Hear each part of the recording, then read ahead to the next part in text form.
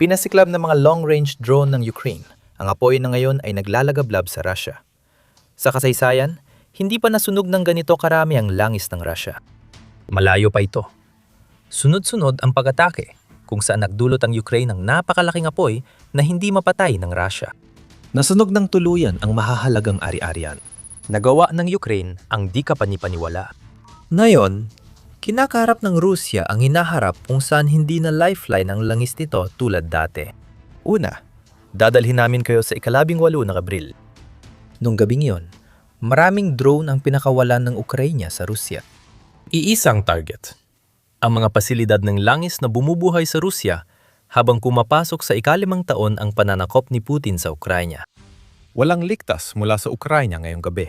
Sa Samara, 2 Russian refinery ang tinamaan ng lumilipad na parusang pinakawala ng Ukraine para dagdagan ng pinsalang dulot ng tradisyonal na parusa sa Rusya. Partikular, nasusunog ang Syzran at Novokovishevsk at nayulat ang sunog sa mga lugar na ito. Sa karagdagang kanluran sa Leningrad, lumapag ang mga drone ng Ukraine sa RPK Vysotsk Lukoil 2 oil terminal na may mahalagang papel sa pagtulong sa Rusya na may padalang langis nito sa pamamagitan ng mga dauman nito sa Baltic Sea. At sa huli, kinailangan harapin ng rehiyon ng Krasnodar ang mga drone ng Ukraine habang mabilis na tumungo ang mga ito sa estasyon ng pagbubomba ng langis sa Tikhoretsk. Anumang air defenses na inilagay ng Rusya sa Krasnodar ay nabigo. Muling direktang tumama ang mga drone ng Ukraine.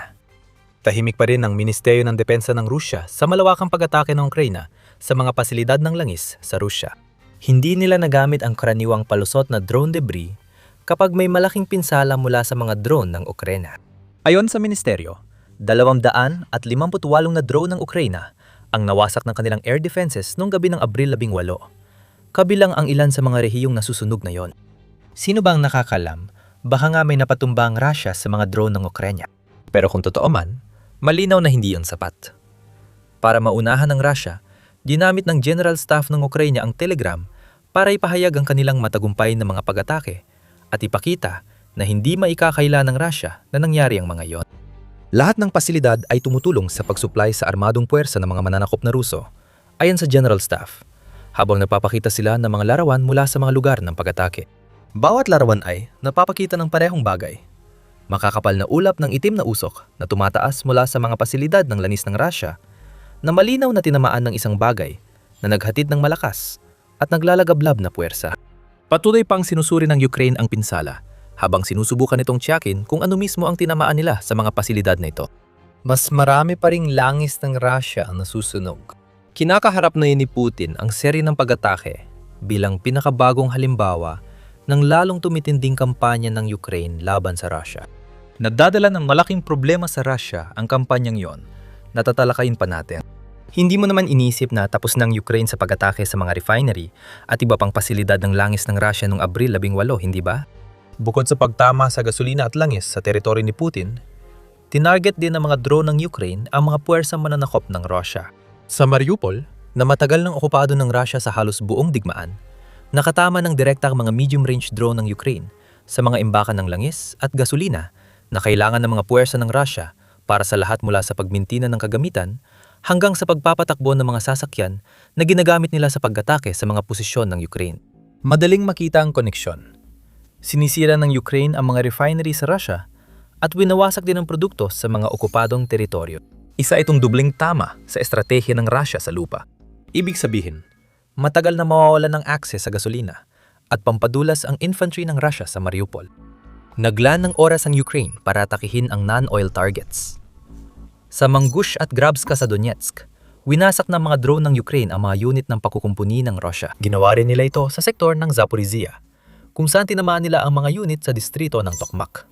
Ang nakikita natin dito ay ang pag-angat ng Ukraine bilang isang kapangyarihan sa larangan ng mga long-range drone na kayang tapatan ng Russia sa laki at nahigitan pa ang grupo ni Putin pagdating sa estratehikong kahalagahan ng mga target na tinatamaan.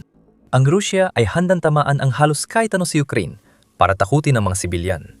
Samantalang mas maingat ang Ukraine sa pagpili ng target. Paulit-ulit nitong tinatarget ang langis ng Russia sa mismong Russia at pinapahina ang militar ni Putin sa mga sinakop na teritoryo. Ngayon nang naranasan ng Russia ang masunog na sumiklab sa mga refinery at oil terminal sa buong bansa. May mas marami pang inihanda ang Ukraine. Makalipas lang ang 2 araw. Noong Abril 20, naibalita na tinamaan ng Ukraine ang daungan ng langis sa Tuapse, isa sa mahahalagang ugat ng loistika ng Russia sa Black Sea. Pangalawang pag-atake na ito ng Ukraine sa pantalan sa loob ng wala pang isang linggo, na nagdulot ulit ng malaking sunog ilang oras matapos patayin ng Russia ang apoy mula sa pag-atake noong Abril 16. Ang Tuapse ay may oil refinery sa Russia na kayang magproseso ng 200 at 40,000 bariles ng krudo kada araw. Kung napapansin mo ang pattern dito, hindi ka nag-iisa. Tinatrangkang palibutan ng Ukraine ng itim na usok ang malaking bahagi ng Russia bilang mensahe sa mga tao ni Putin. Ang digmaan na sinimulan ng inyong presidente ay ngayon nasa inyong pintuan na. May espesipikong timing sa mga pag-atake ng Ukraine noong Abril 18 at 20 sa langis ng Russia. Noong Abril 18, inanunsyo ng US Treasury Department ang pagpapalawig ng pansamantalang tigil sa mga parusang Amerikano laban sa mga padala ng langis ng Russia mula nang magsimula ang pananakop ni Putin. Ang pagpapalawig na ito ay kasunod ng pansamantalang suspensyon ng mga parusa ng US para maibsan ang pantaas ng presyo ng langis matapos harangin ng Iran ang Strait of Hormuz bilang tugon sa Operation Epic Fury ng US. Tatagal ng 30 araw ang pansamantalang pagtigil ng mga parusa. 2 araw matapos igiit ni kalihim ng pananalapi Scott Bessent na hindi ito palalawigin ng US. Hindi matutuwa ang Ukraine dito. Kung hinahayaan ng Russia na magbento ng langis nito ng walang sagabal, nangahulugan nito ng daan-daang milyon, kung hindi man bilyong dolyar, na pumapasok sa Russia na maaring buwisan ni Putin para pundohan ang kanyang digmaan laban sa Ukraine. Madaling sabing lumilipad ang mga drone sa Russia at nasusunog ang mga refinery dahil nais ng Ukraine na mawalan ng saysay ang pagtanggal ng mga parusa. Makakalayag man ang barko mo, Putin, pero wala ring silbi kung wala ng langis na dadalhin. Maaring iniisip mo pa rin kung ang mga ginawa ng Ukraine noong Abril 18 at ang pag-atake noong Abril 20 sa Tuapse ay nangangahulugang nasusunog ang langis ng Russia gaya ng hindi pa dati. Hindi na bago ang pag-atake ng Ukraine sa mga refinery. Noong 2025, lumalapang mga ganitong pag-atake, kung saan nagsagawa ang Ukraine ng 100 at 20 pag-atake sa mga pasilidad ng enerhiya ng Russia. 81 dito ay oil refinery ang target. Sa pagtatapos ng taon, nalugi ang Russia ng $13 bilyong dahil sa mga ganitong pag-atake. Hindi ito bagong estratehiya, ngunit may bahagi pa ng palaisipan na di pa natin ibinubunyag. Ang 5 pag-atake na tinalakay natin ay ilan lang sa mga pinakabagong inilunsad ng Ukraine. Simula nang magdeklara ang US ng unang paghinto ng parusa sa Russia noong Marso, sunod-sunod na inatake ng Ukraine ng Russia na nadudulot ng matinding kaguluhan na wala pang katulad sa mga kinaharap noon ni Putin. Binabago nito ang laki at lawak ng mga pag-atake ng Ukraine. Pero bago natin pag-usapan yan, mabilisang paalala lang na pinapanood mo ang The Military Show. Marami pang ganitong palabas, kaya mag-subscribe kung may natutunan ka rito. Noong Abril 18, dulo pa lang yon ng mas malaking problema. Lumalim pa at makikita mo ang matitinding atake ng Ukraine na sumisira sa industriya ng langis ng Russia. Pumunta tayo sa Baltic. Ang pagsira ng Ukraine sa oil terminal sa Leningrad ay patikim lang ng impyerno na pinakawalan nila sa kanlurang Russia nitong nakaraang buwan.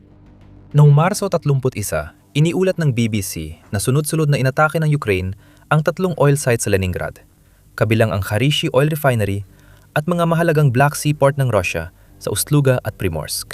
Ayon sa ulat, 42% ng oil exports ng Russia ay mula sa mga pantalan na yon. Pareho rin silang napinsala at nasunog ang storage tank. 8 tangke bawat isa sa Primorsk at Ust-Lugang nasunog dahil sa pag-atake ng Ukraine noong Marso, kaya isinara ang mga pantalan habang inaayos ang pinsala. Dahil sa tindi ng mga pag-atake ng Ukraine, iniulat ni Pangulong Volodymyr Zelensky na may ilang kaalyado na humiling na bawasan ito. Hindi sinabi ni Zelensky kung sino ang humiling, na malamang ay dulot ng pagtaas ng presyo ng langis dahil sa sitwasyon sa kipot ng Hormuz. Noong Abril 18, malinaw na hindi titigil ang Ukraine para kaninuman. Hindi nito hahayaang ang isang sitwasyon na nangyayari. Libu-libong milyang layo ay makagambala sa layunin nitong sakta ng Russia sa kahit anong paraan na kaya nito. Hindi hahayaang makinabang ng Ukraine ang Russia sa pagtanggal ng parusa at pagtaas ng presyo ng langis.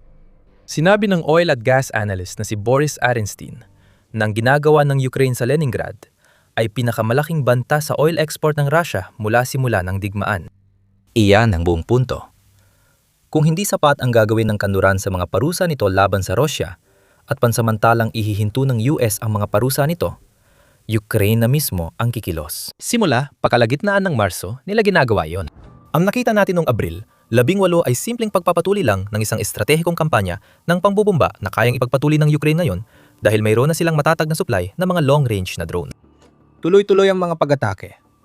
2 beses tinamaan ng Ukraine ang Tuapse nitong linggo. Noong Abril 5, binomba ng Ukraine ang Lukoil refinery sa Kostovo at sumunod na, inatake rin ang isang oil terminal sa Leningrad. Ito ay isang sunod-sunod na pag-atake ng Ukraine. Walang tigil na pag-atake ng mga drone na hindi kayang harangin ng Russia ng buo, na nadudulot ng malalaking sunog sa buong teritoryo ni Putin. Kapag sinasabi naming nasusunog ang Russia nang hindi pa nito naranasan dati, ito ang ibig naming sabihin. Noong Abril 18, pinalala lang ng Ukraine ng malaking sunog na nagbabanta sa tanging industriya na nagpapalakas sa makinarya ng digmaan ni Putin. Tungkol naman sa magiging tugon ng Russia sa lahat ng ito, hindi naman siguro sila matutuwa, di ba? Bukod sa pagtanggi at pag-angkin na napapabagsak nilang bawat drone ng Ukraine, nagpapanik ng Russia at tama lang naman. Malaki ang epekto ng pag-atake ng Ukraine. Ginagawa nito ang dati ng problema na isang sakuna para sa hukbo at ekonomiya ng Russia. Tatalakayin natin ito mamaya, pero unahin natin ang panik ng Russia. May mga babala kay Putin mula sa loob ng Kremlin na naunggusan na sila ng Ukraine sa long-range drone. Isa sa mga boses ay si Sergei Shoigu, dating ministro ng depensa at kasalukuyang pinuno ng Security Council ng Russia. Sabi niya, sobrang umunlad na ang paggawa ng drone ng Ukraine, kaya wala nang ligtas na rehiyon sa Russia sa mga atake ng Ukraine. Kayang maglakbay ng mga drone ng Ukraine ng daan-daang milya, minsan higit pa sa 1,000 milya, para maabot ang destinasyon. At gumagawa ang Ukraine ng napakaraming drone, kaya palagi silang may pagkakataon na subukan muli kung sakaling hindi magtagumpay ang isa sa kanilang mga pag-atake. Nasa punto na ngayon ang Ukraine, kung saan mas marami na silang inilulunsad na cross-border na pag-atake laban sa Russia kaysa sa mga inilulunsad ng Russia laban sa Ukraine. Noong Marso, tinalo ng Ukraine ang Russia ng halos 900 drone. Isang nakakabaliw na 7,347 na drone ng Ukraine ang lumipad papasok sa teritoryo ng Russia at ayon sa Ministeryo ng Depensa ng Russia, pinabagsak ang mga ito noong Marso. Ang mga nasusunog na refinery at depot ay nagpapakita ng ibang kwento dahil malinaw na nabaliktad ng Ukraine ang sitwasyon sa isa sa mga bahagi ng digmaan, kung saan dating may malinaw na kalamangan ang Russia. Malawakang pag-atake ang naging susi sa estratehiya ng Ukraine. Alam ng Kremlin na hindi nito mapipigilan ng Ukraine. Diyan pumapasok ang pagkataranta. Alam nilang anumang pananakot sa Ukraine para huwag gamitin ang sariling drone ay mauwi rin sa wala. Ang mga tagapagsalita ni Putin ay nagbabala sa mga kasosyo ng Ukraine sa Europa. Babaling ang Russia sa Europa kung hindi pipigilan ang Ukraine sa pag-atake sa langis ng Russia. Hindi malinaw kung ano talagang balak gawin ng Russia. Sinasabi lang na may di mahuhulang kahihinatnan. Kung susundin ni Putin ang nakasanayan niyang pattern, wala namang mangyayaring kakaiba, pero magpapatuloy pa rin siya sa pagpapadala ng mga drone at barko sa teritoryo ng NATO. Sinabi ni Dmitry Medvedev, dating Pangulo ng Russia at sipsip ni Putin, na may listahan na ang Russia ng mga posibleng target sa Europa, lalo na sa mga bansang may kasunduan sa pinagsamang produksyon kasama ang Ukraine. Wala sa mga bantang ito ang nagdudulot ng epektong gusto ng Russia. Alam na ng mga kasosyo ng Ukraine sa Europa na may listahan ng target ang Russia at tiyak may sarili rin silang listahan ng target sa Russia. Mahihina na nga ang mga bantang ito, lantad pa. Alam ng Russia na wala sa sinasabi o ginagawa nito ang pipigil sa Ukraine sa pagpapadala pa ng mas marami pang drone sa teritoryo nito. Inani ni Putin ang bunga ng mahigit 4 na taong pananakot sa Ukraine gamit ang Shahid drone at misil. Ngayon natitikman ng Russia ang sarili nitong gamot. Nagrereklamo at nagbabanta si Putin pero wala siyang magawa. Nakakahiya para sa Russia na hindi mapigilan ng mga drone ng Ukraine kahit isa raw ito sa pinakamalalakas na militar. Isang tigre ang napatunayang gawa lang pala sa papel. Hindi natuwa ang Russia sa mga nangyayaring ito. Pero habang sinusubukan ng Kremlin na pigilan ng Ukraine sa hindi direktang paraan sa pamamagitan ng paglalagay ng pressure sa mga kasosyong bansa nito sa Europa, kailangan din itong harapin ang resulta ng pambubomba ng Ukraine sa langis ng Russia. Una, perang usapan. Sa isang ulat noong Abril 18 na nagkataong kasabay ng 4 na pag-atake na nagdudot ng mas malaking sunog sa Russia, ibinunyag ng UKR Inform na napababa ng Ukraine ang padala ng langis ng Russia ng halos 800 at 80,000 bariles kada araw. Umabot sa dolyar. 100 milyon ang nawawala araw-araw sa pondo ng digmaan ng Russia. Malamang tataas pa ang bilang dahil mas maraming refinery at oil terminal ng Russia ang tinatamaan ngayon ng Ukraine. Sabi ni Zelensky, nitong Marso, umabot sa dolyar, 2.3 bilyon ang lugi ng sektor ng langis ng Russia dahil sa Ukraine. Kapag nagpatuloy ito, mawawalan ang Russia ng 27.6 bilyong dolyar pagsapit ng 2026 doble nang nawala sa kanila sa mga pag-atake ng Ukraine noong 2025. At kung magpapatuloy ang Ukraine sa pagdulot ng $100 milyong na pagkalugi kada araw na nakita natin mula noong katapusan ng Marso, mas malala pa ang maaring maging pinsalang pang-ekonomiya sa Russia. Napilitan ng Russia na ilihis ang mga padala ng langis sa iba't ibang bahagi ng bansa. Napektado rin ang militar nila. Nagkakaroon ng mga pagkaantala sa iba't ibang lugar.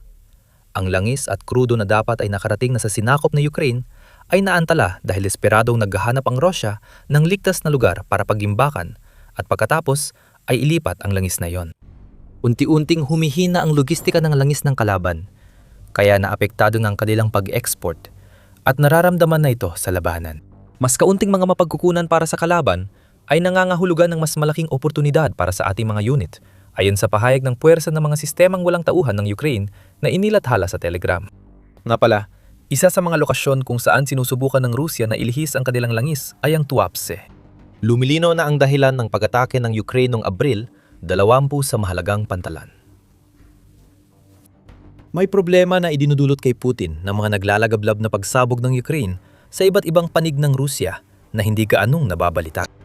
Ayon sa Ukrainian outlet na Obos, ang mga opisyal sa ilang rehiyon na tinatarget ng Ukraine sa kanilang mga pag-atake ay nayan ay lumalapit sa Kremlin upang palakasin ang kanilang air defenses sa mga rehiyong iyon. Natural at wihikalang tugon. Sabi ni Gobernador Alexander Drozdenko ng Leningrad, may nakalaang mga materyales at rekurso para sa distritong militar ng Leningrad ukol dito. Pero may problema sa sinasabing solusyon na yan. Wala talagang sapat na dami ng air defense systems ang Russia na magagamit nila para depensahan laban sa mga drone ng Ukraine. Mula nang simula ni Putin ang pagsalakay, ayon sa Minfin, nawala na sa Russia ang 1,350 air defense systems hanggang Abril 21. Marami ang mga sistemang iyon at karamihan ay nasisira ng mismo mga drone na dapat nilang pabagsakin.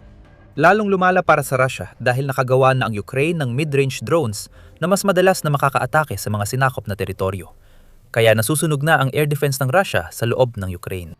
Sa 1,530 na pag-atake ng Ukraine na inilunsad sa Russia at mga sinakop na teritoryo mula Hunyo 2025 hanggang Marso 2026, 472 dito ang sumira sa mga bahagi ng infrastruktura ng air defense ng Russia. Ilalagay nito ang Russia sa isang posisyon kung saan kailangan nila ng mas maraming air defense system sa mismong panahon na wala sila nito. Nabunyak pa ang isa pang aspeto ng kampanya ng Ukraine laban sa langis ng Russia. Alam nilang maglalagay ang Russia ng air defense sa mga refinery at oil terminal bilang tugon, na lohikal naman. Kailangan ng pinagmumulan para sa air defense dahil wala ng mga sistemang nakaimbak ang Russia. Kukunin ng mga iyon mula sa sinakop na teritoryo at iba pang target militar sa Russia. Maharing mailigtas ni Putin ang ilan sa kanyang langis, pero mas lalong lalala ang sitwasyon at magiging mahina ang ibang target. Talo pa rin ang Russia.